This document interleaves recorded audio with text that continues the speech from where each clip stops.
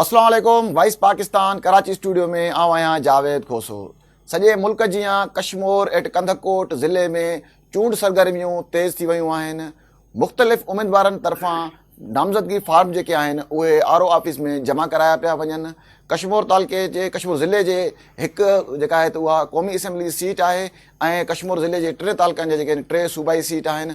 इन हवाले सां तफ़सीलनि मालूमात जे लाइ असां सां गॾु ऑडियो लाइन ते मौजूदु आहे ग़ुलाम यासीन लाशारी कंधकोट खां। ग़ुलाम यासीन भाउ, वॾी महिरबानी, असांखे तफ़सीलनि आगाह कजो त कहिड़े तक ते कहिड़े उम्मीदवारनि फॉर्म जमा कराया आहिनि। जी बिल्कुलु, हिन वक़्तु कश्मीर तालुके जो तक आहे सूबाई असेंबली जो PS 4 ऐं उते आर ओ ऑफिस कश्मीर वटि हिन वक़्तु ताईं पाकिस्तान तहरीक इंसाफ़ जे अॻूणे जेको आहे डिविज़नल सदर मीर ग़ालिब हुसैन ख़ान डोमकी ऐं उनजे फर्ज़ंद शाली ख़ान डोमकी कवरिंग तौर उते उम्मीदवार पंहिंजा फार्म जमा कराया आहिनि। जॾहिं त हाजी अब्दुल रऊफ़ खोसो, अली जान मज़ारी, सरदार एहसान रहमान ख़ान मज़ारी ऐं इसरार अहमद ख़ान खोसो, मंज़ूर अहमद खोसो, इन समेत 51 ॼणनि जेको आहे उम्मीदवारनि पंहिंजा उते नामज़दगी फार्म जमा कराया आहिनि। जॾहिं त सूबाई असेंबली जे तक 5 ते कंधकोट वारे तक ते हिन वक़्तु ताईं जमात इस्लामी जे उम्मीदवार ग़ुलाम मुस्तफ़ा मीरानी जेको सिर्फ़ु पंहिंजा काग़ज़ात नामज़दगी जमा कराया आहिनि, जंहिंजे करे जेके वधी वञण करे वधीक ॿिया उम्मीदवार न अची सघिया आहिनि। जॾहिं त सूबाई असेंबली जे तक तंगवाणी तालुके जे 6 ते हिन वक़्तु ताईं सरदार महबूब अली ख़ान बिजराणी ऐं उनजो फर्ज़ंद आहे सरदार ज़ादा शिराज अली ख़ान बिजराणी उन कवरिंग तौर ते फार्म जमा करायो आहे। जॾहिं त जमात इस्लामी जे अब्दुल जब्बार जखराणी सूबाई असेंबली तक 6 ते बि पंहिंजा फार्म जमा कराया आहिनि। ऐं जॾहिं त क़ौमी असेंबली जे तक 191 ते हिन वक़्तु ताईं सरदार एहसान रहमान ख़ान मज़ारी, अली जान ख़ान मज़ारी, हाजी अब्दुल रऊफ़ ख़ान खोसो ऐं PTI जो उम्मीदवार आहे उते डॉक्टर इकरार अली जखराणी ऐं जमात इस्लामी जो उम्मीदवार आहे हाफ़िज़ नसरुल्लाह। उन्हनि हिन वक़्तु ताईं जेको पंहिंजा नामज़दगी फार्म जमा कराया आहिनि ऐं वधीक जेके नामज़दगी फार्म अचण जी उमेद आहे। ऐं हिन वक़्तु ऑफिस जो जेको आर ओ ऑफिस जो टाइम पूरो थी वियो आहे ऐं मुतवक़ा आहे त सुभाणे ऐं ॿिए ॾींहुं वधीक जा उम्मीदवार उनमें पंहिंजा नामज़दगी फार्म जमा कराईंदा। अच्छा, इन में छा पिया सम्झो त जेके हिन टाइम जेके उम्मीदवार आहिनि उन्हनि में मज़बूत उम्मीदवार कहिड़ा आहिनि ऐं कंहिंजो कंहिं सां मुक़ाबिलो जेको आहे उहो टफ थियण वारो आहे ऐं कहिड़ा उम्मीदवार जेके दस्तबरदार बि थी सघनि था? असुल में क़ौमी असेंबली जे तक 191 ते हिन वक़्तु ताईं जेका पोज़ीशन आई आहे उते असीं सम्झूं था त मज़ारी बिरादरान जो जेको बि मज़ारी साहिबान हुजनि या खोसो साहिबान जेको बि उम्मीदवार हूंदो, अगरि उनखे पाकिस्तान पीपल्स पार्टी जी टिकट मिले थी त उहो मज़बूत उम्मीदवार तो साम्हूं ईंदो।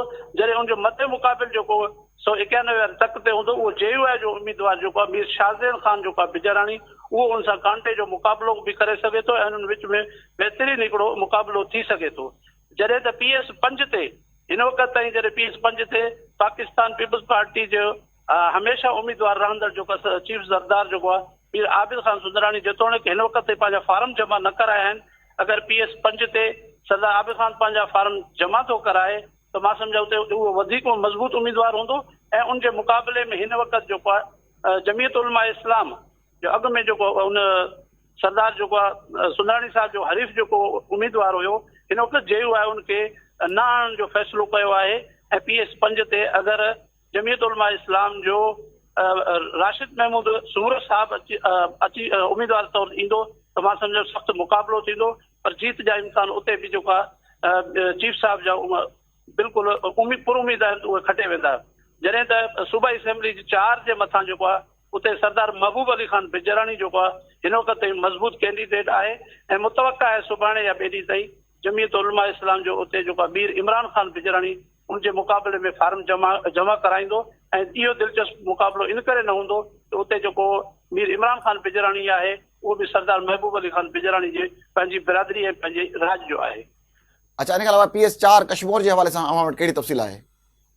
PS 4 जे हवाले सां असां वटि इहा तफ़सील आहे त अगरि PS 4 ते हाजी अब्दुल रऊफ़ खोसो साहिब अचनि था त उन सां बिल्कुलु दिलचस्प मुक़ाबिलो अगरि थींदो, उहो मीर ग़ालिब ख़ान डोमकी हूंदो, उहो अगरि पंहिंजी पार्टी जी टिकट जमा कराए थो या आज़ादु हैसियत में अचे थो त उन्हनि जो बहितरीनु पाण में दंगल थी सघे थो। वॾी महिरबानी ग़ुलाम यासीन लाशारी असांखे तफ़सीलनि आगाह करण जे लाइ।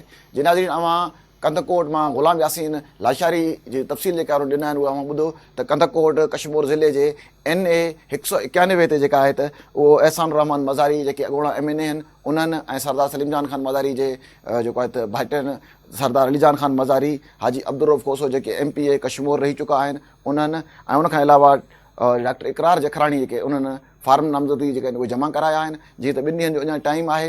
इन हवाले सां कंदकोट में JUI जे तरफ़ां ग़ुलाम मुस्तफ़ा मीराणी जेको आहे त उन्हनि फार्म जमा करायो आहे ऐं कंदकोट में जेको कश्मीर तंगवाणी जेको आहे उन में मीर महबूब अली बिजाराणी पंहिंजे पुटु सूधो फार्म भरायो आहे ऐं उनखां अलावा जेको आहे त मुमकिन आहे तौर ते इमरान बिजाराणी जे नाले ॿुधायो वञे पियो त उहे बि फार्म जमा कराए सघनि था पिया।